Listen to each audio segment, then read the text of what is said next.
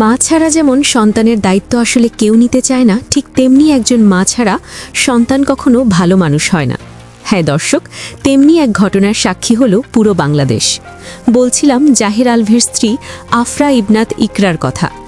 রূপে গুণে সুন্দর হলেও যে হৃদয়ে জমানো কষ্ট আসলে কেউকে যেমন বলা যায় না, ঠিক তেমনি এক রাশি পাহাড় সমান কষ্ট বুকে নিয়ে না ফেরার দেশে পাড়ি জমালেন এই ইকরা। ইকরার মৃত্যুর কয়েক মিনিট আগে একটি সিসিটিভি ফুটেজ ভাইরাল হয়েছে, যেখানে দেখা যায় পাহাড় সমান কষ্ট নিয়ে নিজের জীবনের সাথে লড়াই করে সন্তান রিজিকের কথা চিন্তা না করে নিজেকে বিলিয়ে দিলেন এই ইকরা।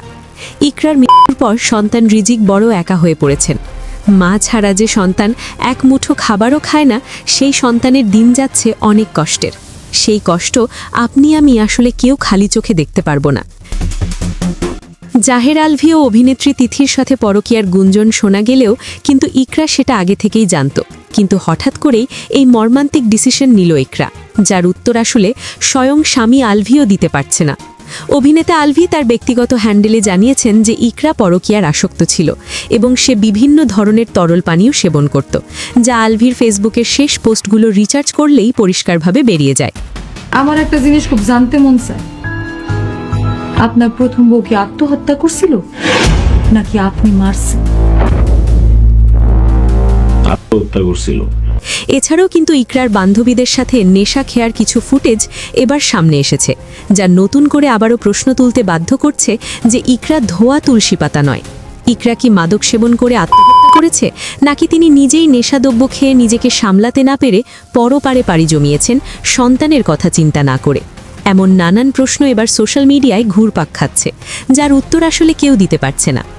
কি এঁকেছো? এটা হচ্ছে তুমি, রাজনী, আর এটা হচ্ছে বাবা, হচ্ছে রাজা, আর এটা হচ্ছে আমি, প্রিন্স। তাই আলভীর ক্যারিয়ার ছিল না, ইকরা আপু ফাইট করেছে ওকে বিল্ড আপ করানোর জন্য। আমরা উনাদের দুজনকে আর মিডিয়াতে দেখতে চাই না। যাবজ্জীবন কারাদণ্ড নাহলে মৃত্যুদণ্ড দেওয়া উচিত। আলভীকে আরতি থেকে, এই মিডিয়া জগৎ থেকে বয়কট করে দেওয়া উচিত। এই জনপ্রিয়তাটা কেন ছিল? ওর এই ক্যারিয়ারটা কে গড়িয়েছে? আপনারা কি ওর ইতিহাস জানেন? ইকরা আপুর সাথে আমার সম্পর্ক আজকে 6 বছর রানিং, 6 বছর।